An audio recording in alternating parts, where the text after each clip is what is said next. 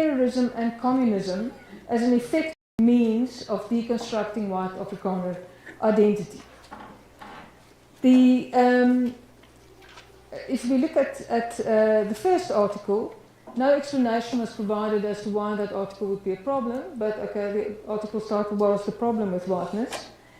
In that article, I said that despite claims of post-apartheid white victimhood, whiteness ensured that benefits continued to accrue to white people in present-day South Africa. So this article contradicted this politics of white victimhood that we see coming from the MAGA movement, and that it shares with the white right in South Africa. In the second article that the White House said was about promoting terrorism and communism, the argument was basically saying that we should look at historical examples of the very few Afrikaners that actually promoted and supported democracy.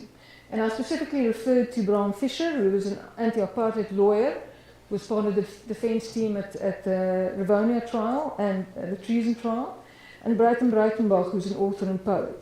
So Fischer was prosecuted and sentenced to life imprisonment for being a member of the South African Communist Party, while Breitenbach was found guilty in terms of the Suppression of Terrorism Act of 1967 and also incarcerated.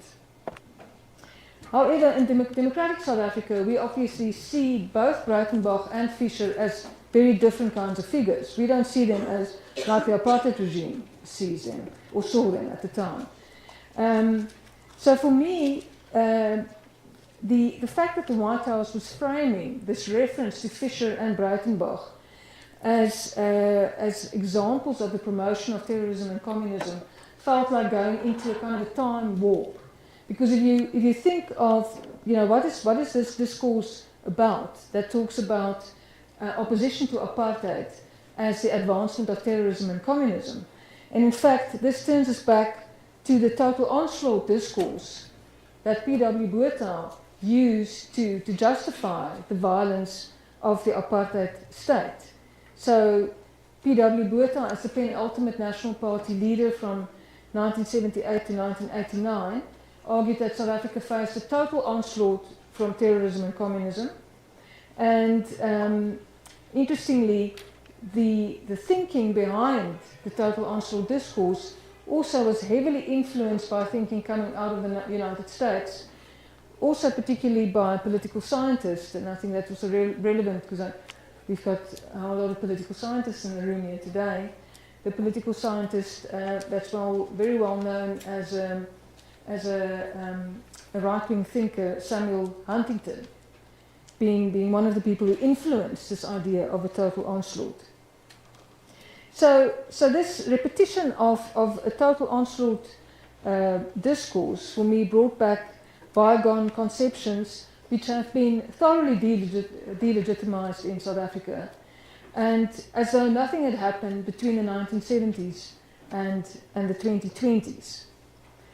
This action against the Democracy Works Foundation formed part of a series of actions by the US government under Trump's second presidency that targeted South Africa. Some of these actions privileged Afrikaners, others formed a package of penalties that are targeting South Africa as a post-apartheid democracy.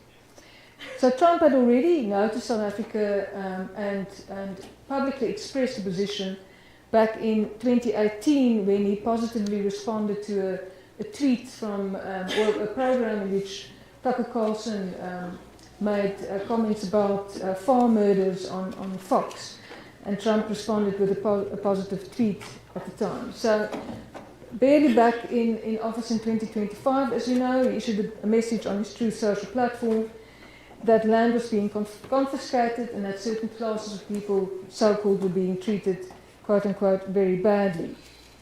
Very shortly after that, we saw the introduction of this refugee program targeting Afrikaners specifically, and it transpired after a while that Afrikaners are indeed now the only group of non-Americans that are being allowed into the US as part of their refugee program. We also see that there have been other pieces of legislation that have been introduced in the US Congress, including the so-called Afrikaner Bill, of which the long title is Asylum for Farmers and Refugees in Crisis and Necessary Immigration resettlement. We also know there's a showdown that followed in the Oval Office, during which patently false propaganda was repeatedly reiterated. So the response, what I'm interested in is how other white people, outside of the States, and particularly in South Africa, how they're responding to this.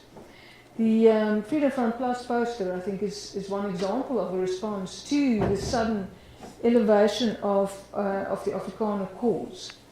Critical race scholar Cheryl Matthias speaks of an emboldened whiteness. And I think this is what we are seeing in this moment, an emboldening of whiteness. So I argue here that the foregrounding of Afrikaners is aimed at the restoration of whiteness through this contemporary global right-wing and white supremacist action, particularly through Trumpism. And this is about re-articulating race as a political tool to legitimize both existing inequality and intensified exploitation as we find it under neoliberal capitalism. The White House's reinterpretation of Afrikaner identity seeks to remove the apartheid stigma attached to Afrikaner identity and to restore Afrikaners as part of a renewed projection of white power, both inside and outside the USA, and seeking to re-entrench whiteness as a racial formation intrinsic to global power relations. So I'm interested in how Afrikaner whiteness became available as an instrument in this resurgence of global white supremacism. So the Afrikaner as an identity, one could say, had been conceived in nationalism and gestated by apartheid, with the National Party as its midwife. The Afrikaner identity is most associated with the creation of apartheid, which was a system of intensified colonial subjugation and exploitation based on difference, most starkly visible in racial segregation and oppression. With the dismantlement of official apartheid in the late 1990s, the question was at the time whether democracy could create the conditions for a different Afrikaner identity to emerge. Could Afrikaners reimagine themselves, or will they cling on to how apartheid had made them? Were Afrikaners colonialists of a special kind, as the South African Communist Party defined them, or were Afrikaners Africans, as Thabo Mbeki was suggesting, along with Van Zyl Slabbert in the 1990s? More recently, Francis Nyanjo has actually included Afrikaners in his definition of Afropeans. And Afropeans in his definition refers to individuals then, to include individuals of European descent with deep and primary connections to Africa. So could Afrikaners be called Afropeans? What we see, therefore, is a unique historical opportunity for an identity to reimagine, reposition, and completely rearticulate itself, which is something that does not happen often. What we see in the late 1990s with the TRC is a complete crisis in Afrikaner identity, also because of the revelations at the Truth and Reconciliation Commission at the time. You have very intense debates raging about Afrikaner identity among Afrikaners, and there's quite a substantial literature by myself and people like Melissa Stein and a number of other people on the dislocation of Afrikaner identity because of the transition to democracy. And this dislocation is because this was, in a sense, the hegemonic identity of apartheid, with apartheid being officially brought to an end. Afrikaners were in disarray. But we also, if we sort of cast our lens a little bit further back to make sense of Afrikaner identity, one could also understand it as, particularly through apartheid as a project of trying to secure whiteness for Afrikaner identity and to be part of the project of whiteness, which is the part of the project of white privilege in the global racial order. And we see then with the relinquishing of European empires and the shift from direct to indirect colonialism during apartheid, the apartheid then shifts to becoming unacceptable to Western forces. And with apartheid then becoming an anomaly, you actually find that there's a global anti-apartheid movement that grows from the 1960s onwards, and South Africa becomes a global pariah. The Cold War did provide a kind of a lease on life for the National Party as a Western ally against communism, but with the end of the Soviet Union and of communism, the regime lost its strategic importance to the West. And with that, then, you see coming to the end of official apartheid, and with that, the Afrikaner identity becoming morally suspect. And as Yves van der Haag puts it, he says, apartheid's taint attaches tenaciously to South African whites in general and to Afrikaners in particular. Afrikaners are agents of apartheid whose moral standing was compromised both historically and as current beneficiaries of past exploitation. So, with the fall of apartheid, South Africa became a failed settler state, as Roger Saville puts it. This failure could, as I said earlier, open up opportunities for a reimagining of the identity. And I did find in the work for my book, the research for my book, Sitting Pretty, on white Afrikaans women in post-apartheid South Africa, I did find some signs of this positive reworking, one could say democratization of the identity. But there are a group of Afrikaners, and most typically one would associate them as people who voted for the HNP and the Conservative Party from the late 1960s into the 1980s, and then the people who voted no in the whites-only referendum in 1992, it's about 30% of white people, who certainly were opposed to reforming apartheid the way that P.W. Botha wanted to do it, and who were also certainly clinging still to Verwoerdian apartheid as the for them the correct way of governing South Africa. And these people are, we see some prominent cultural, what one could call cultural entrepreneurs who are driving this kind of politics. Cultural entrepreneurs are people who have a vested interest in driving identities. They are people who belong to classes and social sectors such as the media and communications, religion, politics, trade unionism, education, the arts, academia, and so forth. These are people who have got a vested interest in identities taking certain forms and who actively promote those kinds of identities. So with Afrikaner nationalism, you see this construction of Afrikaner identity about 100 years ago, where you had these cultural entrepreneurs driving it. Now, 100 years later, in the 21st century, you have what I would call Afrikaner neo-nationalists who are driving an ethno-racial whiteness. This turmoil in which Afrikaner identity found itself earlier, that I mentioned, provided fertile ground for these vested interests. So among these, and I'm sure everybody will be aware of it, we have the Solidarity movement that has benefited richly from this turmoil in Afrikaner identity. It moved from its beginnings as the Whites-Only Mine Workers Union, founded in 1902, to become part of the far-right strand of Afrikaner nationalism that supported Verwoerdian apartheid and that opposed apartheid reformism as driven by Botha. And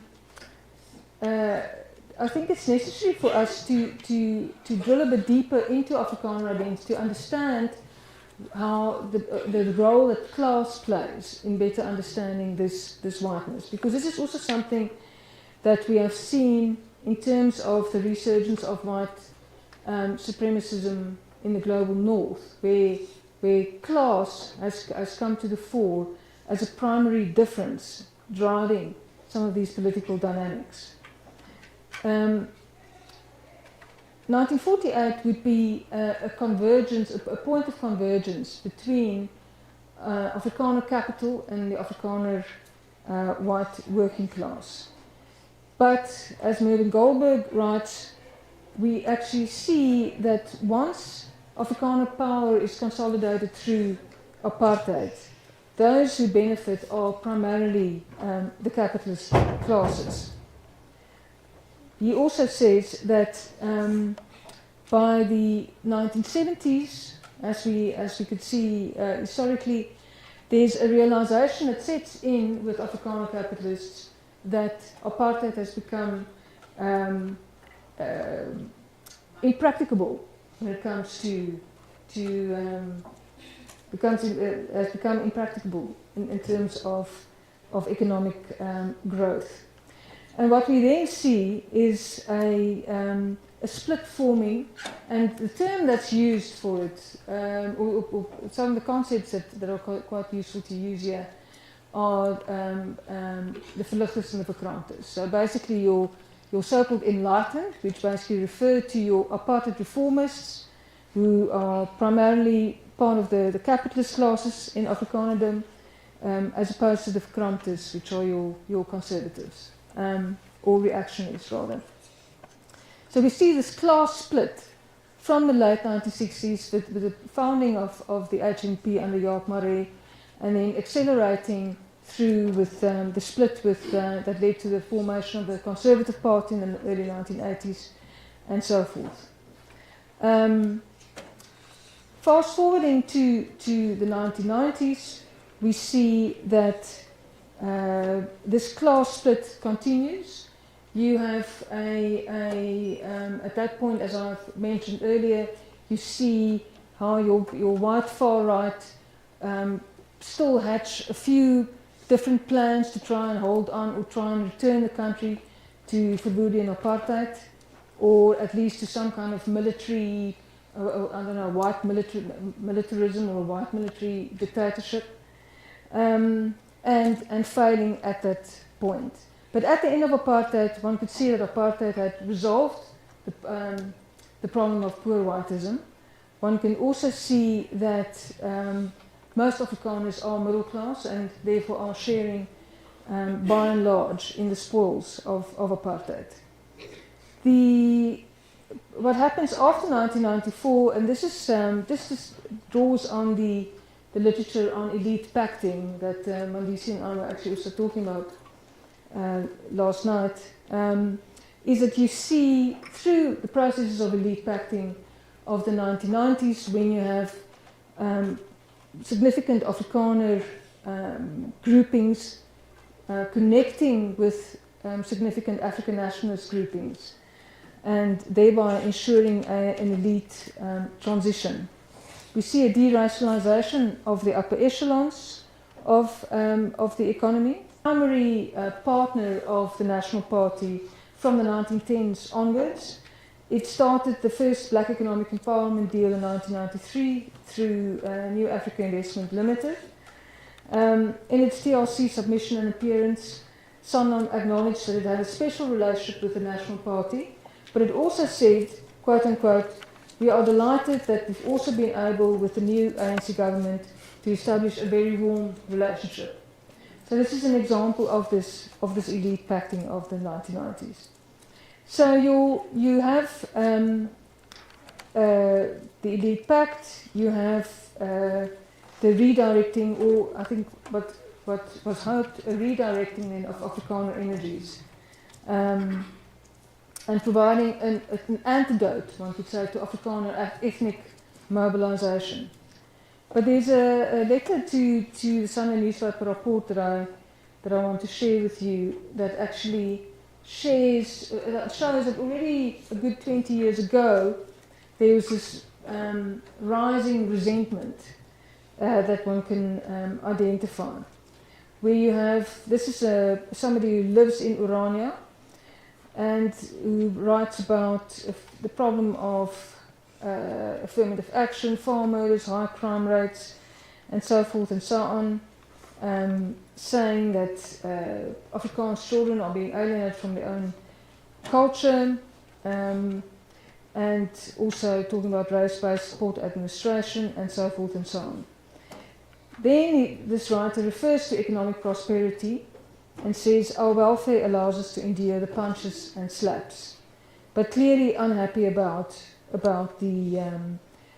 how prosperity in the post-apartheid era might not allow many Afrikaners to identify what they are losing culturally, if you look at this quotation. So the list of grievances in this letter suggested then that your ANC-sponsored wave of increased affluence and the pursuit of materialism and consumerism did not offer sufficient safety valves for some of the failed settlers of South Africa. If we move on then, we see that in terms of the question is then, where does this disgruntlement go to? We see that the Freedom Front Plus in the 1990s and up until today has got a very poor electoral showing. They're not, when it comes to the ballot box, they are usually in the range of 3-4%, and or lower, usually lower in fact. So clearly electorally the far right seem to have been neutralized. But there's another phenomenon that I've written about, which is what I call Afrikaner enclave neo-nationalism. Basically arguing that Afrikaner nationalism did not disappear, but rather had its ambitions lowered from the nation state to localized enclaves. When we look at the work of Jamaican-British sociologist Stuart Hall, he writes about a return to the local, which in reaction to the destabilizing effects of globalization. With the Afrikaners, one sees this post-apartheid phenomenon of what one could call inward migration to white spaces. These enclaves have as anchor points the church, the school, the shopping center, the gym. It possesses an identitary logic that hinges on ethnicity. In these enclaves, class is wielded in conjunction with very specific versions of sexuality, gender and race to create exclusive and excluding ethnic spaces. Afrikaner enclaving is even expressed in colloquial terms when people speak about the boereworsgordijn or the boerewors curtain. So certain suburbs being behind the boerewors curtain. So that actually colloquially captures this phenomenon. So when we see this new socio-political expression of enclavism, one can see that it's driven by, certainly by the solidarity movement. So the solidarity movement, in part, it's driven in part by the solidarity movement. The movement is patterned on the Volksbeweging. So the Volksbeweging was the people's movement that drove Afrikaner nationalism in the 1920s. 30s and so forth. We see in the late 1990s when Philip Buys takes over the reins of the Mine Workers Union, a reinvention of the far right in which the energies are redirected to a different kind of organizing to before, but not through formal political representation. So the Freedom Front Plus remains the only party that expresses this position in Parliament. The rest of these political activities are happening outside of Parliament. When we look at Solidarity's political agenda, we find three significant strategies that resonate with and facilitate the global rise of the white right. First, the emphasis is on culture rather than race in its discourse. It borrows from Urania, as Mandisi has also shown, where you see an imbrication of race and culture with religious overtones. This cultural blend to Afrikaner nationalism is in fact a front runner to the cultural turn in global racism in the West. yeah, I see my time is running out. So let me see what I... This is part of what Mondon and Winter referred to in their work as the reconstructed far right, where you have the espousal of a racist ideology, but it's done in an indirect, coded, or covert manner. Secondly, there's a recasting of the discourse from Verwoerdian apartheid to a United Nations resonant minority rights discourse.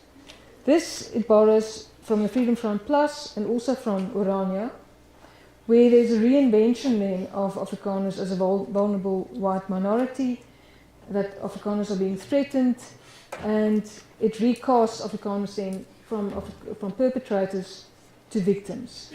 Thirdly, as you can see from these other two strategies, there's a strong approach to what one could call transnationalization alongside the localization. So you've got the localization happening, but you also have the transnationalization happening.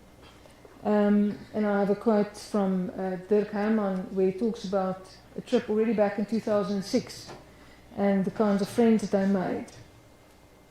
So US historian Augusta Dalomo has just brought out a book where she talks about white internationalism. She finds very, very interesting evidence of how ordinary Americans were linking with ordinary South Africans in attempts to so-called save apartheid. These were campaigns being run in the 1980s, specifically aiming to try and keep apartheid in place. And even though these organizations and these individuals failed in the end, as we know, we find that a vibrant network of the white right from South Africa to the United States was created in the process. So what we have is these writing Afrikaners as being part of a globally interconnected right that are pursuing very specific aims, including so-called national and cultural authenticity.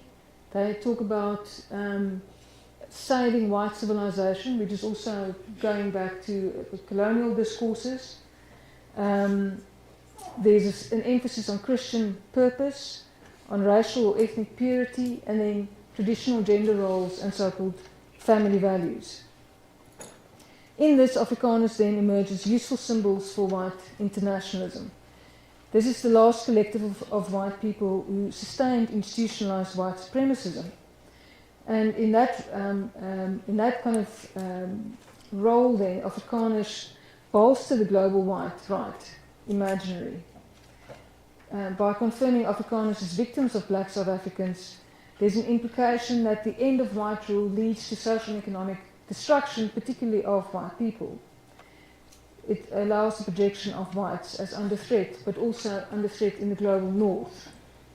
It's suggestive of white victimhood across the world, and it resonates with racist conspiracy theories. And I'm particularly thinking of the theory, the so-called Great Replacement theory. So if you think of positioning Afrikaners then as being a minority under threat, there's a direct resonance with this argument being made that in Europe whites are being threatened with so-called replacement by racialized others. So the globalization of the Afrikaner is reflective of larger changes in global right-wing politics. Race is rearticulated with culture to legitimize inequality. And the US, my argument is basically that the US-SA relationship should be viewed through the lens of these dynamics. Thanks.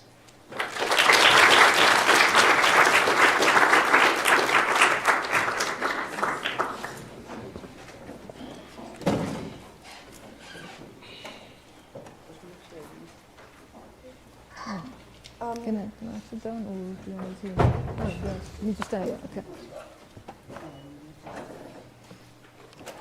Thank you, Prof. Christi. Afternoon, everybody.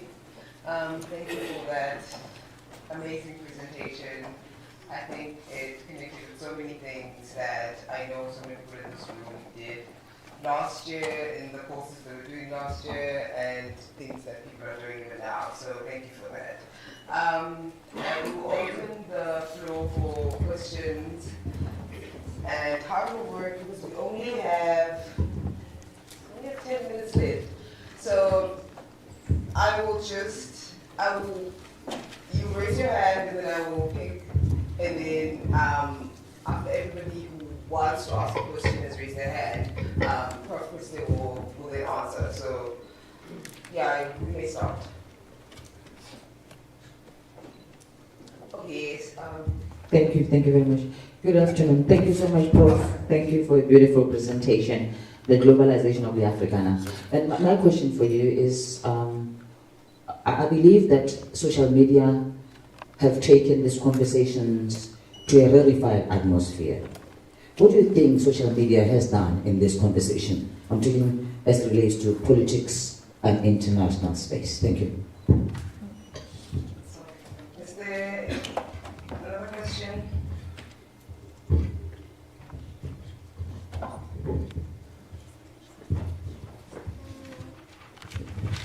Thank you so much, Christi. You know, I was going to say that when I was at Stusies in Stellenbosch, every time I passed that shop, Sitting Pretty, I thought of your book. And there, whiteness sits pretty, very expensively. And it was quite enraging then, you know, to be in a space like that, which is so jarring. And the Europeans that come to it, they come to that place because they don't have to deal with black people. Because black people that are there are in service to them. And then to deal with this talk of genocide when there's tons of restaurants and it's you can count black people there on one hand. So I guess what I'm trying to formulate is how do we, what is the responsibility of white South Africans in a place like Stellenbosch in this conversation? It's a clumsily formulated question, but I'm just curious about what existence of a place like that, which I understand to be the place where most of South Africa's billionaires live. All right, thank you. I have a question myself. Okay, so if it has to do with what sort of has made the Afrikaners like ripe fruit for the new right in the States, right? Mm-hmm. And like in the States, what you see is like people like J.D. Vance and your Peter Thiel and them. They tend to be speaking on behalf of the injured working class white people. Mm-hmm. And like there is some sort of legitimacy to the stuff they say, some sort of legitimacy in the like the white men feel, I don't know, left behind, or they feel they can point to things and you can also say, oh, I mean, I guess, right? It's not, but it's not the same as here in South Africa, whereas sort of the people, as the dean was saying, in Stellenbosch go to the White House to speak on behalf of farmers who are in no way like poor as like the poor whites in the States, right? So what is it that connects these two? What is it that makes them so like fresh? I don't know, makes sense for the eating or like being used by the new right in the state. Okay. Okay. Thank you, Prof, for that presentation. Mine is around the showdown that we saw at the White House. Really taking us back to the U.S. foreign policy that has been in existence for a long time, that has been based on mythology. Like we see this over and over again. So my question really is, in terms of the African continent and specifically South Africa, are we not, to what extent have we devised a strategy to respond to this foreign policy that has existed for a long time, that has been based on mythology? Thank you. Thank you very much. My question is in terms of the Afrikaners in South Africa, right? What is their main objective in terms of, it seems as if now they are the ones who are being marginalized, they are the ones who are in a state of facing exclusion from the bigger society in South Africa. But that does not make sense because as black people, we have accepted white people in South Africa, but it seems as if they want to live separately from the rest of other races. So now that they are claiming that there's genocide in South Africa, what is it that they wish to gain, or their main desire out of all this? Prof, you wanna... Okay. Thanks, yeah, that's already a mouthful. Thank you so much for those questions. I mean, I actually point to how complex this conversation is to try and get one's head around it. Let me start with the last question. Thank you for that. So, my sense is well, firstly that I think a lot of white people are working, living, etc., with black people without problem. So that's not, I do think that this is a very particular grouping of right-wing white people. I don't think they're only Afrikaners either. I think it's some right-wing whites who are driving this process. I was trying to suggest in my presentation that for Solidarity there's a lot of political gain that they can make out of driving this kind of politics. They grow their membership through it. They grow. They can.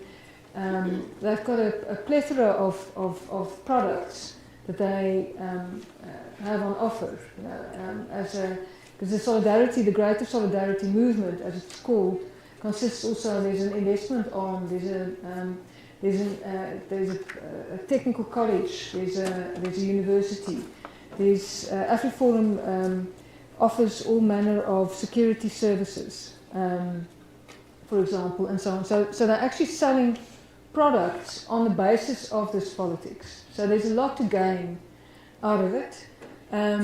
My sense was when the attention came from the White House that Solidarity was caught on the back foot. They didn't actually expect that it's like the dog that called the ambulance. They didn't actually expect that this would happen, and they were trying their best to capitalize from it as much as possible. That's why they immediately also then left for the US, tried to meet with people there.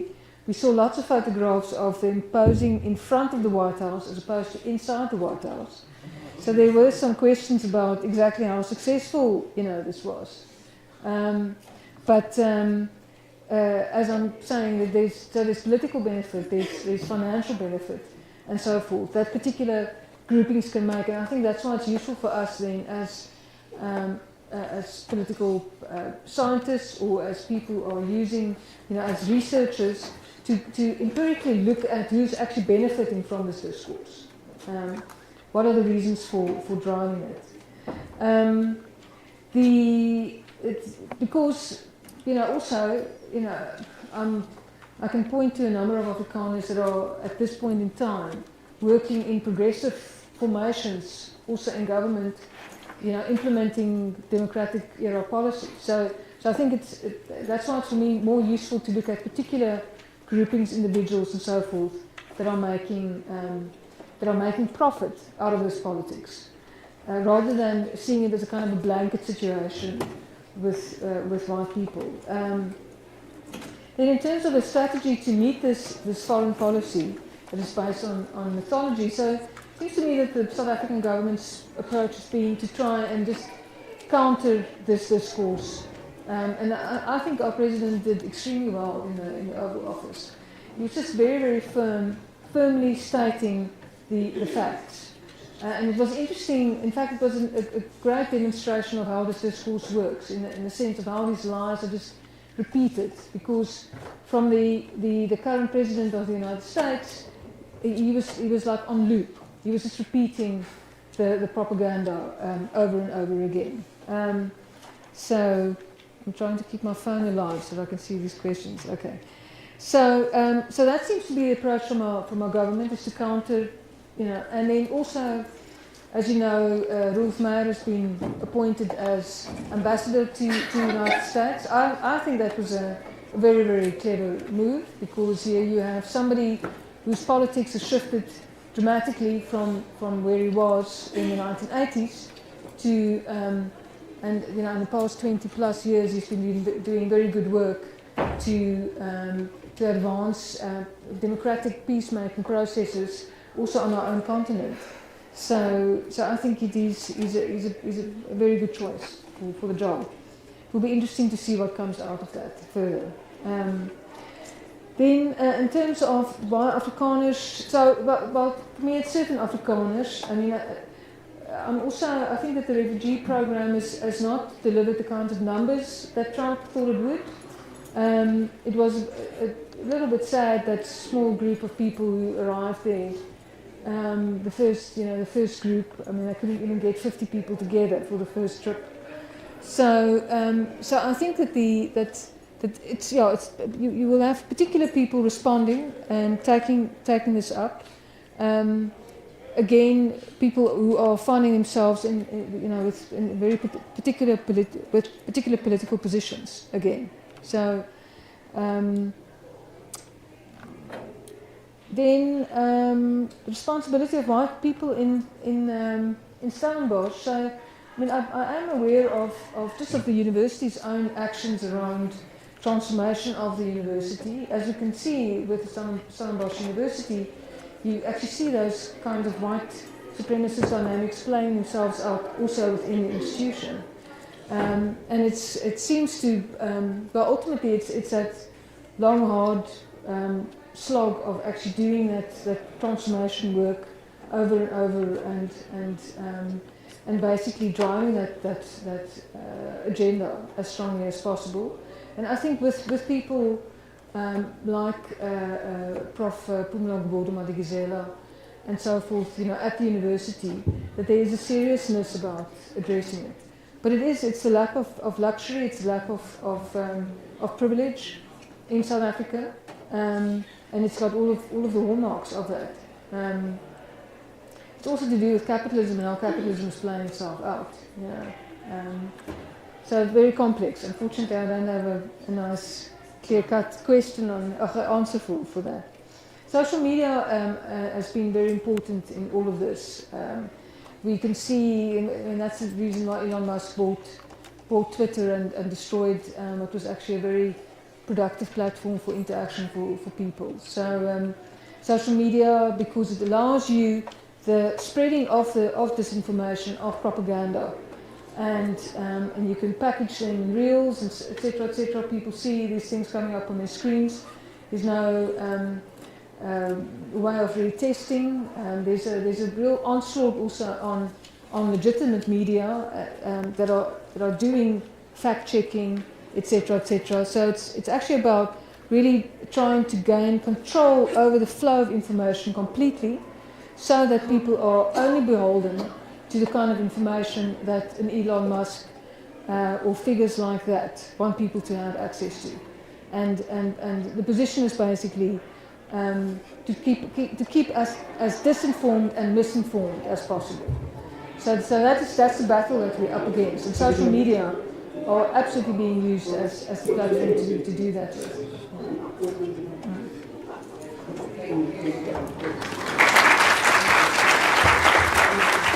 Okay, I'm just mindful of the time. So what I'm going to do is I'm going to thank Professor van der Westhuizen for a thought-provoking and stimulating lecture. And I'd like to thank also everyone who's joined us this afternoon and contributed to the debate. And we look forward to welcoming you back tomorrow here in this venue at 1 p.m. Have a good afternoon.